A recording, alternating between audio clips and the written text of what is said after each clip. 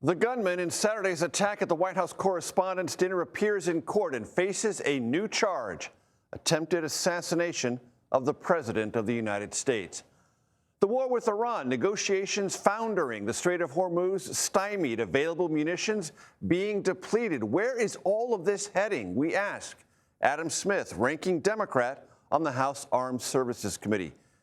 King Charles and Queen Camilla arrive in Washington, a state visit that might bring a royal thaw to an icy turn in the special relationship.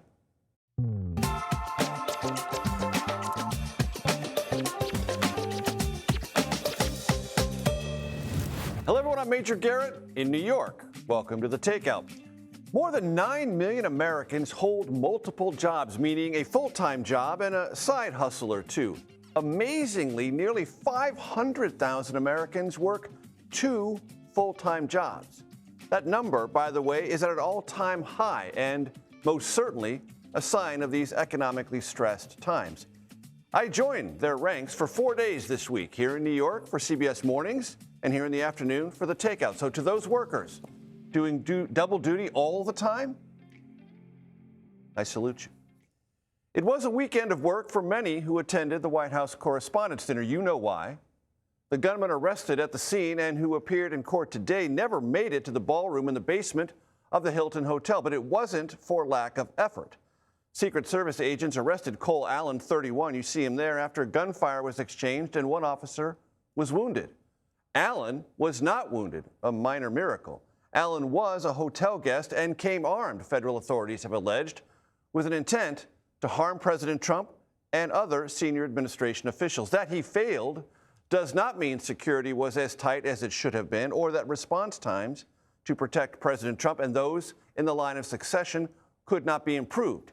In his interview Sunday with Norah O'Donnell for 60 Minutes, President Trump spoke of how well he thought the Secret Service did. I guess if they didn't, I wouldn't be here.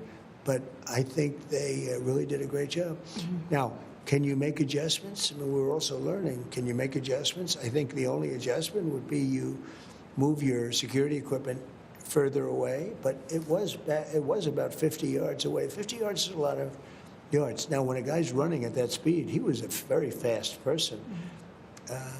And he got him by a little bit by surprise, but that didn't matter because he was totally subdued very shortly after he passed that one point. We will explore the details and questions around the attack at that dinner momentarily. We will also return to the story that dominated news Saturday before the dinner and everything that transpired there. That's the collapse of talks between the United States and Iran, scheduled to be held in Pakistan. Now, documents or some proposals are supposedly being reviewed and exchanged right now. How serious they are remains an open question. What is known? The Strait of Hormuz remains closed. Oil prices today traded up. Brent crude above $100 per barrel and West Texas Intermediate just below $100 per barrel. Those are price points that signal prolonged pain at the pump and persistent energy-related inflation. We begin tonight with CBS News Homeland Security correspondent Nicole Skanga. Nicole, catch us up on what we learned in that court appearance today. Yeah, this is an absolutely thin indictment, Major, but we did see Cole Allen, the alleged gunman in the White House Correspondents' Dinner, thwarted attack in court for the first time today. And we did learn a little bit more about the timeline of the suspect here in those court documents, namely that on April 6th, Allen made a reservation at the Washington Hilton. He had booked a room for April 24th to April 26th. And of course, we saw in full in a public document today, and this was quite jarring, that full confession and manifesto that we have shared with our viewers before, describing what is very clear intent on the part of the assailant here, a desire to target Trump administration officials. We know, based on what CBS News has learned from law enforcement sources, that it was the stairwell, interior stairwell of the Washington Hilton that the assailant used to get from the 10th floor where his hotel room was to the terrace level, 1 story above where that ballroom was, that high-profile gathering. Now, we also learned today that investigators retrieved 5 bullet casings that they say were fired off by the uniformed division officer who was targeted by the assailant. So we did learn that specific number today. What is interesting and unclear is whether or not Cole Allen actually got a shot off with his shotgun. We heard directly from Todd Blanche, the acting attorney general, who said it appeared as though a single buckshot was fired from the gunman's buckshot, allegedly, but that investigators have not been able to recover the remnants of that bullet yet, and so fueling even more speculation of possibly friendly fire, though we did not get any indication that that is what happened. We also learned that the alleged gunman, tripped and fell before law enforcement, tackled him, stripped him down, and ultimately apprehended him. I want to play a little bit of sound from the press conference that we were all at the Department of Justice. I want to make this clear. This man was a floor above the ballroom with hundreds of federal agents between him and the President of the United States. Law enforcement did not fail. They did exactly what they are trained to do. And Major, he was transported back after his hearing today, we're told, to the Metro Police Correctional Center. That is also known as the January 6th jail here in Washington, D.C. It's the main correction center here. We expect that he will reappear in court Thursday to be formally read his charges, enter his plea at that time. So more to come. Nicole Skenga from our D.C. Bureau, thank you very much. We turn now to Ed O'Keefe at the White House. Ed, what is the latest we're hearing from the president and associated officials about what happened on Saturday and the things that they would like to see changed, maybe? So we know now, Major, that the Secret Service director was up on Capitol Hill this afternoon to meet with senior lawmakers to answer some questions about what exactly happened, and that the Chief of Staff, Susie Wiles, over here, is set to lead a review of what went wrong on Saturday night, what went right, and what might have to be changed or enhanced going forward. Remember, this is a president who likes to be seen in public and is quite eager to do a few things in this even-numbered year: campaign for fellow Republicans, appear at the World Cup, which will be hosted, of course, in this country, and appear at plenty of other public events, most especially those around the 250th anniversary of the founding of this country. So the White House is going to try to figure out how exactly to do that. One question that was raised, and then we'll play a little bit from this press briefing this afternoon, is the idea that perhaps there has to be consideration given for putting so many members of the line of succession, the president, vice president, House Speaker, and more than 6 cabinet secretaries in the same room at the same time, and not classify that as a national special security event, which is the largest classification you can give to a public event like the Super Bowl or the State of the Union. But Caroline Levitt laid out some more of the thinking here a little while ago. Take a listen. The president has said he believes that the protocols worked. Again, you had a perpetrator who tried to breach the security parameter that was set up by Secret Service, and he was running as fast as he could and was immediately neutralized moments later. And again, having been right up there on the stage with the president and the First Lady, I can tell you it was seconds before we were told to get down, and it was seconds before we found ourselves in the hold room backstage. The other issue they raised here today, Major, and there is bipartisan agreement about this, that everyone's got to tone down the political rhetoric. The problem is both Republicans and Democrats disagree as to who's to blame. They're faulting each other. And Ed, there was also a push from some on Capitol Hill and the White House itself to get DHS funding, still not resolved as soon as possible, and pointing to this as something that justifies continued and continuous funding.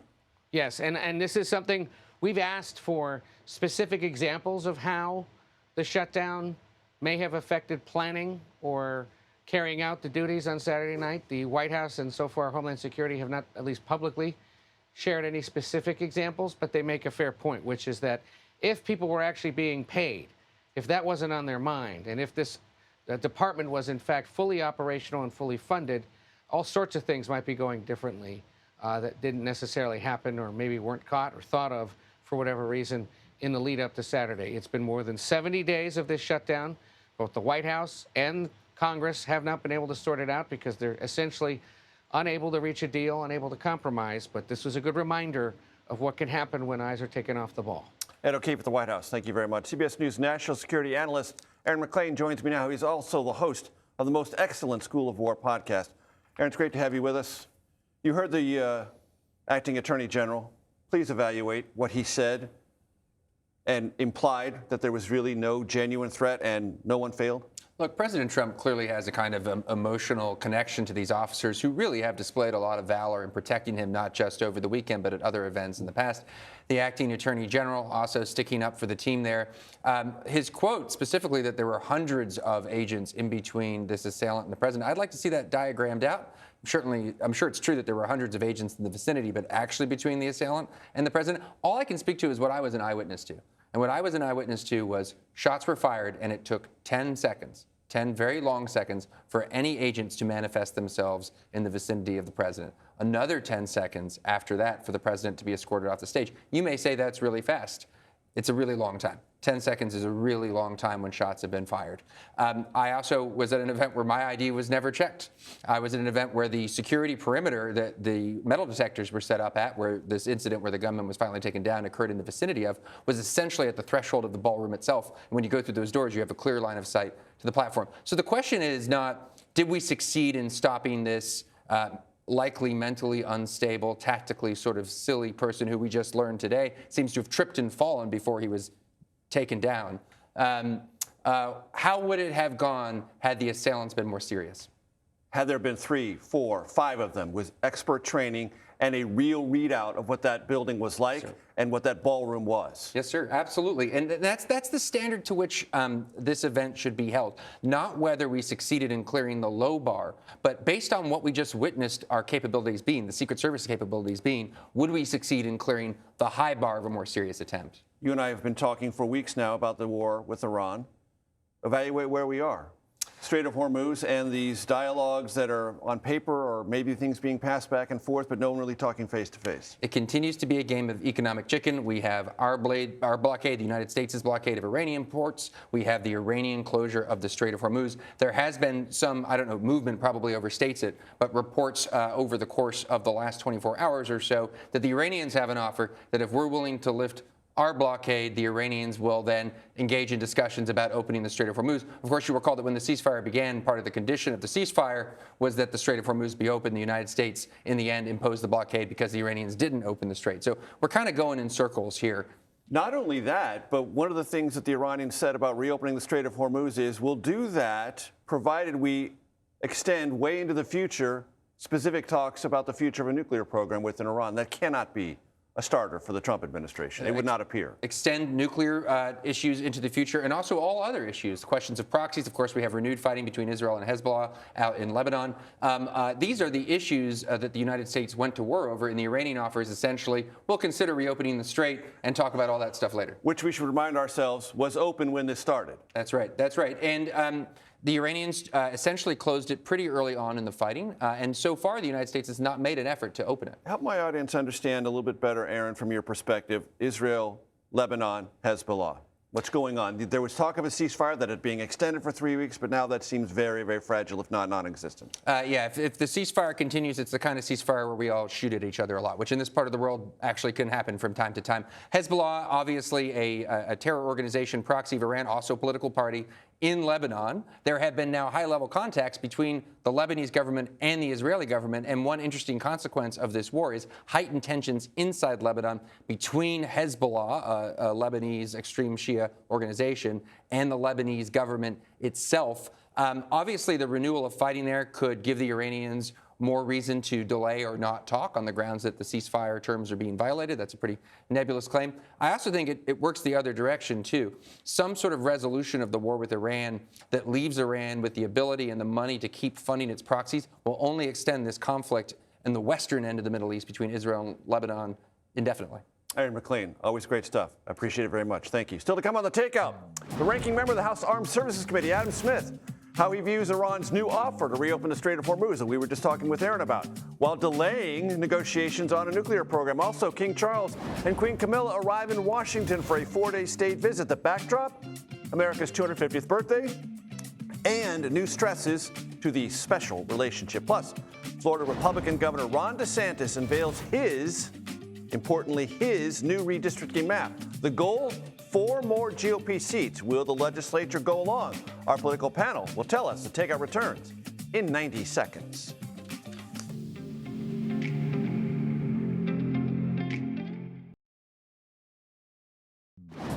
Welcome back to The Takeout, coming to you from New York City.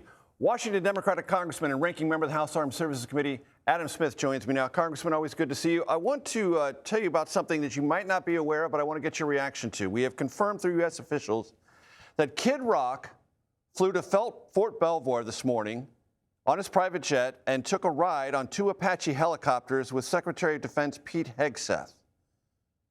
How does that strike you? Yeah, there's a lot more important things that I'm paying attention to. It seems a little trivial in the middle of the war that we're having with Iran and the fact that we're kind of stuck in that war, but I'm not going to spend a lot of time talking about that. I don't care one way or the other what Pete Hegseth does with Kid Rock. I care what he's doing with the war in Iran and with the Department of Defense. And what would you say the Department of Defense is or is not doing properly in the war with Iran? Well, I think it was a mistake to get into the war in the first place, and I think they vastly overestimated what tactical military success could really do to change the strategic dynamic. They overestimated the ability of our, military to change the regime's outlook. Yes, we can blow up a lot of targets. We can reduce their military capability, but we could not eliminate it. And we found ourselves in a worse position, as you outlined with your previous guest. Now we're just fighting to get back to status quo, to opening up the Strait of Hormuz. So I think our military should do a better job of explaining, look, yes, you asked me, can I blow this up? Sure. But is that going to change the regime's calculation? Is that going to limit their nuclear program, their ballistic missile program, their support for terrorism? No. So now we're in a stuck position trying to figure out how to get Iran to come our way, and they don't seem inclined to do so. According to the Center for Strategic and International Studies, 45% of precision strike missiles have been used in this conflict. 50% of terminal high-altitude area defense interceptors, THAAD, have been used, and almost 50% of Patriot missile interceptors have been used. And according to Center for Strategic International Studies, it will take up to 4 years to restock those. How big a problem is that? Yeah, it's a significant problem, and it points up the real problem with this war. The cost is high. You mentioned the munitions. We've also had a large number of pieces of our equipment that have been destroyed. We lost 2 C-130s. We've had a number of strikes on our military bases in the region that have taken out radars. So the financial cost is high. Of course, we've also lost the lives of 13 service members and hundreds more wounded. And then economically, the Middle East obviously is devastated, but so is much of the world because the oil has been shut down, fertilizer, helium, other critical commodities. It really upset the global economy. So we see an enormous cost. And what is the benefit? We are no closer to stopping Iran's nuclear program now than we were when this started. And Iran's regime has become more hardlined and more emboldened. So yes, the cost of this conflict has been very high, and we have not realized much in the way of an important benefit from it. From your vantage point, do you believe this ceasefire is reflective of internal but unstated concerns about munition supplies going forward, and if there is another conflict somewhere that has to be addressed? Yeah, that's absolutely part of it. I think the other part of it is what I was alluding to, is that the strikes that we were doing weren't seeming to have the effect in terms of weakening the Iranian regime that we had hoped. I think those were two of the biggest factors. So the Secretary of Defense, Pete Hegseth, is due before your committee later this week. What do you most want to know from him? What's his plan for the war? Because the other piece of this is the president keeps threatening massive escalation. Hard to know how serious that is. The president has consistently said things throughout this conflict that are completely untrue. So we're not sure, but we have massed a lot of our service members in that region, ships, planes, Marines. What do we plan to do with them? And crucially, how do we think that could affect the outcome? As I said, if we send in ground troops to take Karg Island or try to seize the nuclear material, or if we ramp back up the bombing campaign, what effect do we think that's going to happen? Number one biggest question. Second, all the people he's fired at the Pentagon, most recently the Secretary of the Navy, the Joint Chiefs Army Chair, the head of the Army, the Army Futures Command. They changed the name to a more complicated thing. General Hyde. All of these firings, how are they impacting our ability to really be ready for the war, but also do the transformation in the military that we all want to see? So what's going on with that? Those are two of the biggest questions. I guess the third one is you're asking for $1.6 trillion, you, Secretary Hegseth. That's a 60% increase in the defense budget. Is that realistic, and what do you plan to do with the money? Do you have any sense of what they plan to do with the money, that $1.6 trillion, which has been described in briefings to reporters as a transformational investment?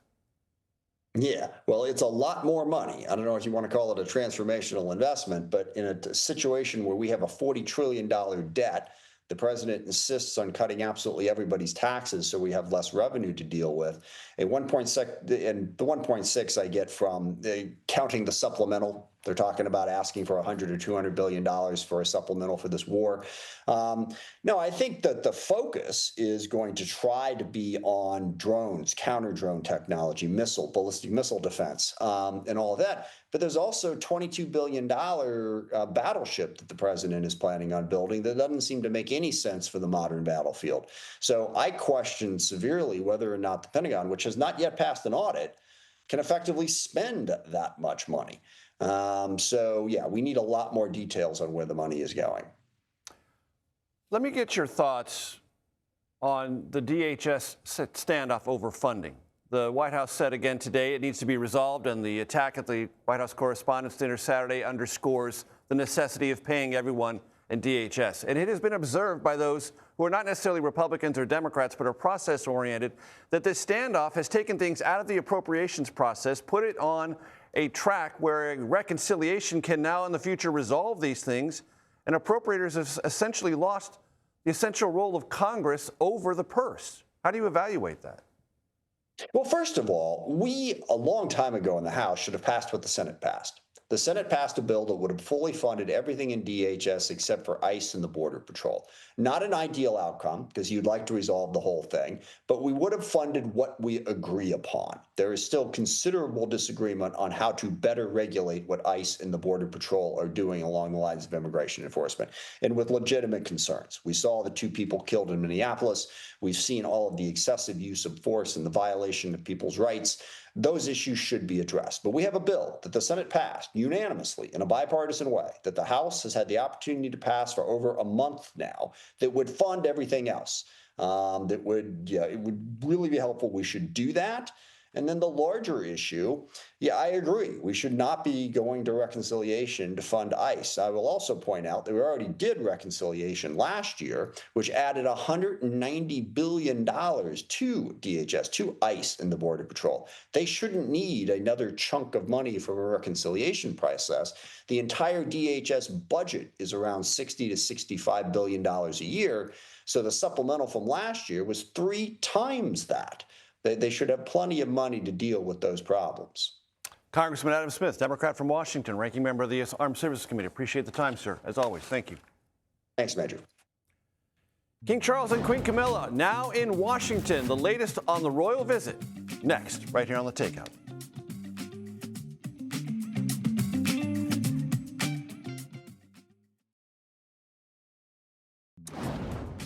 Welcome back to The Takeout in New York. King Charles is in Washington for the first state visit by a British monarch in almost 20 years. Here he is arriving with Queen Camilla at the White House.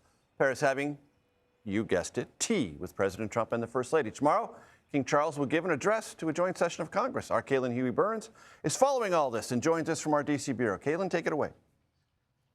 Hey, Major, great to see you. Well, I have seen every season of The Crown, so I am an expert, as you know. You are well prepared. You are well versed. So well prepared for this moment. I was actually just got here to the bureau. I was at Joint Base Andrews, where the King and Camilla arrived, and it was a very stately affair. All the pomp and circumstance has begun.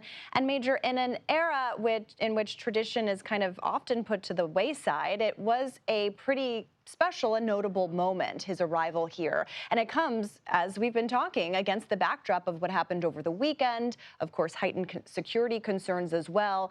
But the palace and the White House have said that the schedule will go on as planned. So you saw today they arrived at the White House to have tea, very British, with the First Lady and the President. He will also have a state dinner tomorrow night at the White House as well. And tomorrow, Major, he'll address Congress. It will be the first time in a couple of decades in which a monarch has addressed Congress. He's only the second to do so. The first was his mother, Queen Elizabeth, who addressed Congress in the 90s. So that will be history-making in and of itself. He'll then go up to New York, commemorating the 9/11 memorial, and then he'll also venture out to Virginia, our lovely countryside of D.C., for some ceremonial visits there as well. But Major, this also comes as relations between the UK and the US are a little bit strained. This is a visit meant to mark the 250th anniversary of the signing of the Declaration of Independence. And that is what the palace has said this is all about. He is not here in a political role. He is here in a more statesman role as the king. But I don't have to tell you that the president and Keir Starmer, the prime minister of the UK, have really been in a difficult relationship. The president has been very critical of Starmer and his, non-engagement in the president's view with the war in Iran, and not doing enough in the president's view to reopen the Strait of Hormuz.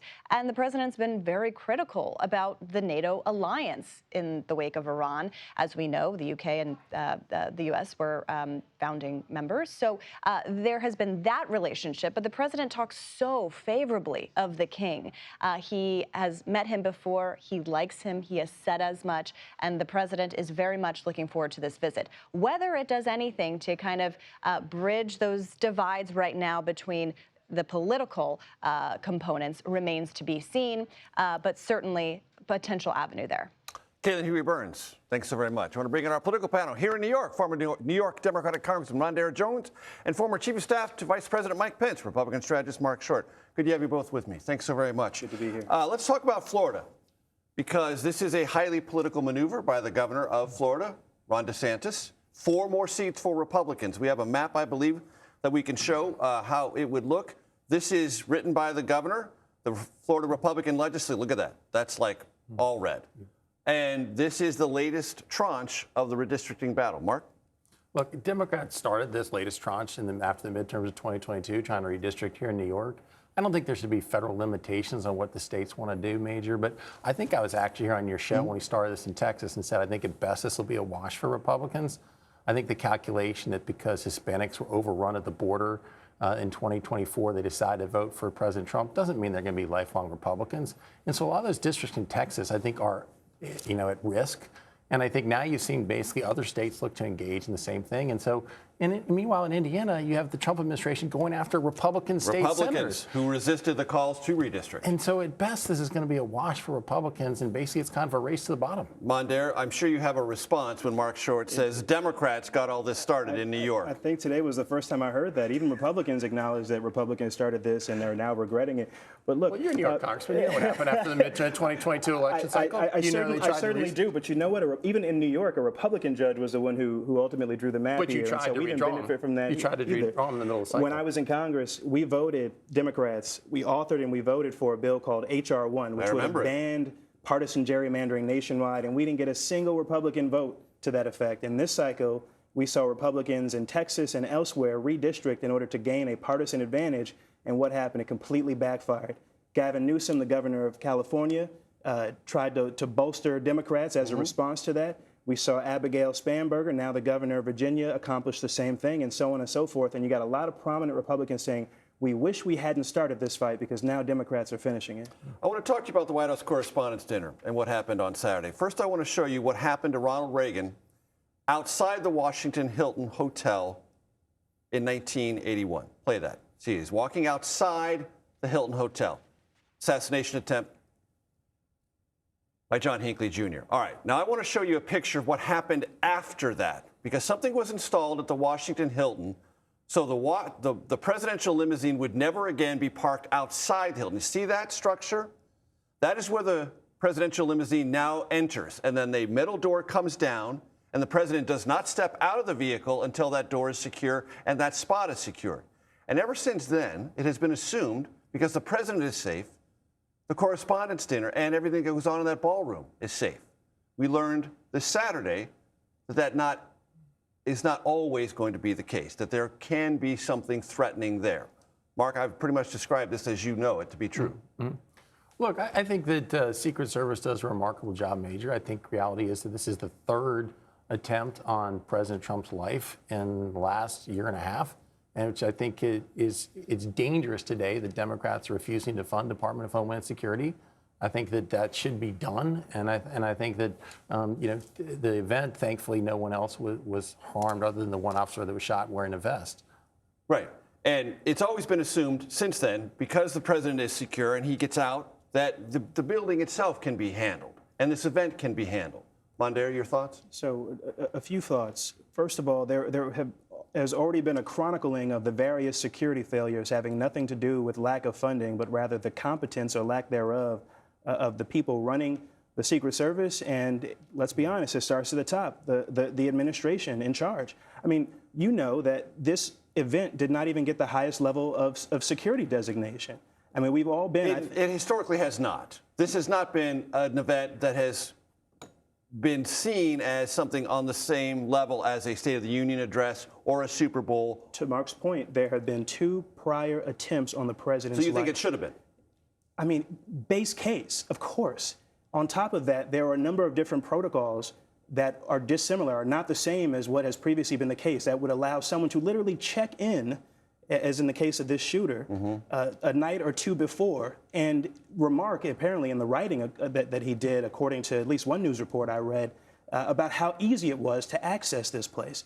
I mean, it is really astounding. And you know that the Secret Service is in the Treasury Department, and so when we talk about funding, we got to make sure that we have, I think, it used to be in the Treasury Department. It used to be in the Treasury Department. It's part of Department of Homeland Security now. Right, after 9/11. Yes.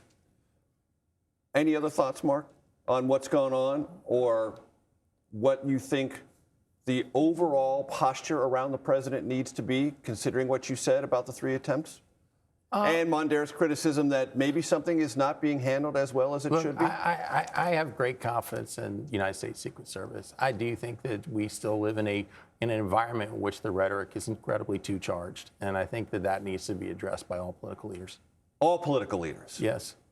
Agreed, Mondaire? Look, I think that we have to bring the rhetoric down. We've seen, frankly, one of the biggest purveyors of hate speech and the incitement of violence in the president himself. I mean, this guy is someone who pardoned over 1,000 rioters and insurrectionists at the Capitol on January 6th, many of whom have gone on to commit other crimes. Look at what he said after Rob Reiner passed away. We need to bring down the rhetoric, but it starts on the Republican side. Mark? Well, I mean, I've agreed that the people who committed violence against Capitol Police on January 6th should never have been pardoned. Should never have been pardoned. That's your position? That's the former vice president's position? I mean, you've got James Carville on television basically making the claim that not only does he want to see the president die, he wants him to have a painful and slow death. I mean, there's a lot of charged rhetoric. Did James really say that? He sure did. And there's a lot of charged rhetoric out there right now. And I think to say it starts with the Republicans, it certainly, I think, has had Let's talk about sides. something that appears to be connected but might not be. The White House Correspondents Dinner is a private event. It would never be held at a White House ballroom under any circumstances because it's not a White House event. It's the White House Correspondents Association's event. But this has been used as a reason for the president to say, we need the ballroom. Do we need the ballroom, Mark? I think there's 2 separate questions there. What is underneath the ballroom is incredibly sensitive, and it is something that it does protect. Has military. President. It has enormous national security sensitivity. The people who have access to it actually have clearances above top secret, Major, and it's a remarkable facility. But what happens underneath the ground, I certainly trust the people who say they need those resources. Regarding the East Wing, that belongs to the American people, and there's a process for that.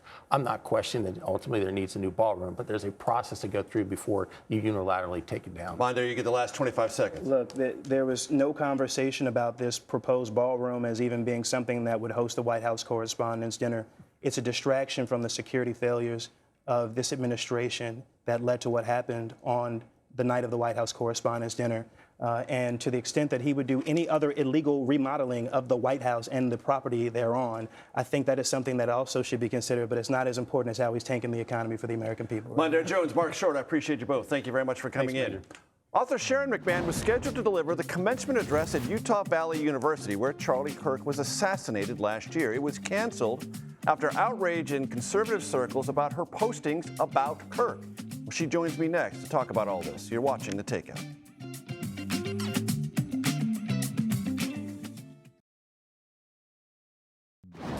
Welcome back to Takeout. Thanks for hanging out with us. Utah Valley University has canceled its graduation commencement address due to what it called, and I quote, increased safety concerns. Sharon McMahon, an author and educator, was set to give the speech. She blames this decision on a, quote, coercive pressure campaign, unquote, from various political figures, all of it over comments she made following the killing of conservative commentator and organizer Charlie Kirk during a campus event last year. McMahon decried the killing, but also posted some of Kirk's own words to illustrate his range of opinions, some of which caused deep offense. Sharon McMahon joins me now. Sharon, welcome to the program again. Nice to see you. Describe how this came down and what you think it represents and what this pressure campaign was about. What happened was there was an organized campaign on the part of a number of members of Congress and the Utah State Legislature in conjunction with Turning Point USA. And the pressure campaign then created a series of very significant security concerns at the university. I've spoken there twice before, and there were not security concerns at the previous 2 times that I've spoken there, including huge crowds of 8,000 people. So this is a very unique situation in which government officials were threatening to withhold funding from the university if I spoke there. As a private citizen, this is the government threatening a government institution with defunding for hosting a private citizen. And what does that mean to the future of free speech, yours and others? It's very concerning. It's deeply concerning, Major, because free speech is either for everyone or it is for no one. This is not a situation in which I was disinvited from a private institution's annual conference. That would be their right to disinvite me. This is a government entity telling another government entity what kind of speech is permissible at said taxpayer-funded institution. So if we can't have free speech for everyone, we don't have free speech for anyone. If the only type of speech that is allowed is acceptable speech, then that's actually not speech that's free. What did you post about Charlie Kirk, and do you have any regrets about the postings? What I posted was an educational post that helped people, number one, who had never heard of Charlie Kirk before. There were many thousands of people. I was surprised by that, actually.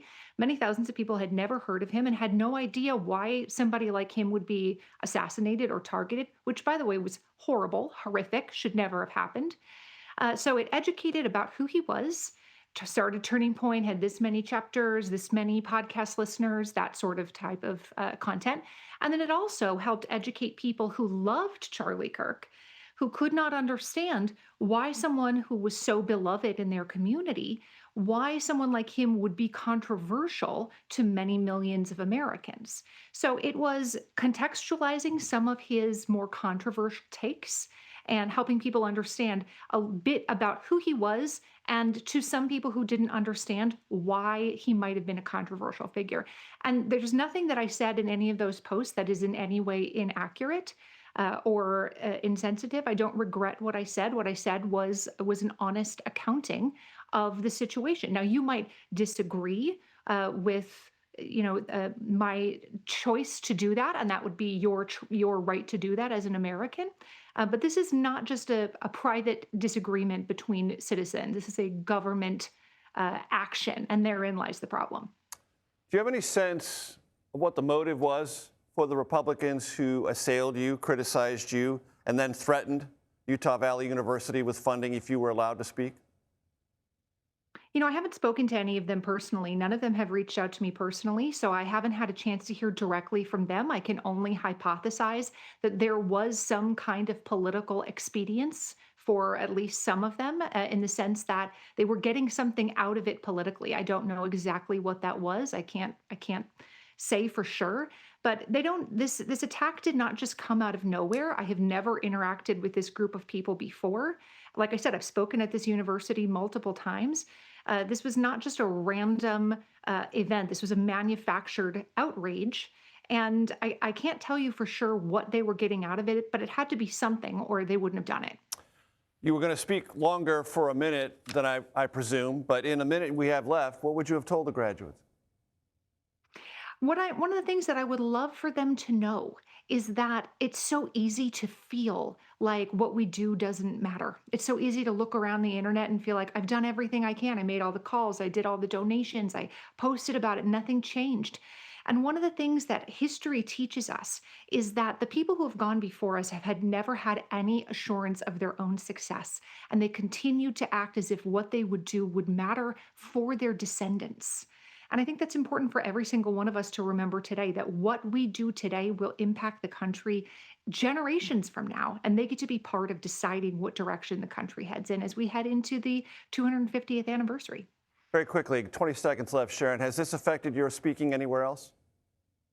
No, not at all. In fact, I continue to get more invites each day, but it's a sad occurrence that happened in Utah.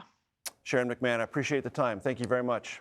Thank you. Thanks for having me. Up next, our daily appreciation of CBS Radio, D-Day, In the Moment. Edward R. Murrow and other CBS correspondents cover the battle that shaped the 20th century. Next, right here on The Takeout.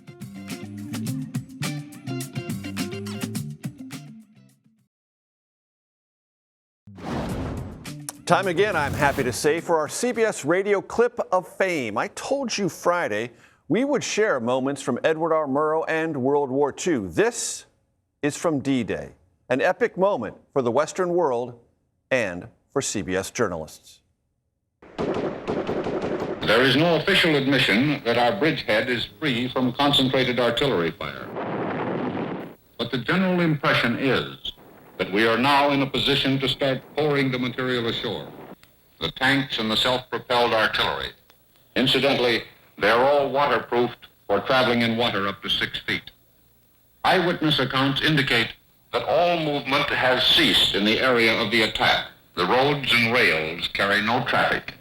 That means that the bombers can now start working further inland. Here is a report from Charles Collingwood, Columbia's correspondent with the Navy, who was with a tank landing craft. He says the first craft onto the beaches were the little LCVPs. They came in doggedly, looking very small and gallant with their heads up. Offshore, several miles, loomed the silhouettes of the big ships.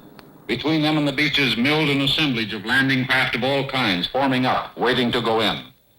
A few thousand yards offshore, 2 patrol boats stood, a mile or so apart. They marked the starting line. They were just out of range of effective machine gun fire. On those boats, each wave of landing craft dressed like a unit of foot soldiers and were then dispatched to the beach. As each wave went in, a new group of landing craft advanced to the starting line. Their turn came, they too went in. Some of the men moved off to find and fight the enemy, destroy his guns, push him back from the beach. Others stayed at the water's edge to signal in the landing craft. Full supply. More and more men reached the beach. Boats kept coming in, landing their men, then backing off the shore and going back for another load. The enemy guns began firing. At one end of the beachhead, a little knot of German prisoners began to form. Back among the big ships, the admiral decided he could now send in his bigger landing vessels, send them into the shore. The LCIs and the LSTs sidled to the starting line and then headed for the beach. I can do no better than what you just heard. I can only aspire to the same clarity, accuracy, and immediacy of this historic journalism. Happy Monday, everyone. This is The Takeout, relentlessly curious, reliably civil, occasionally clever. The Daily Report is next.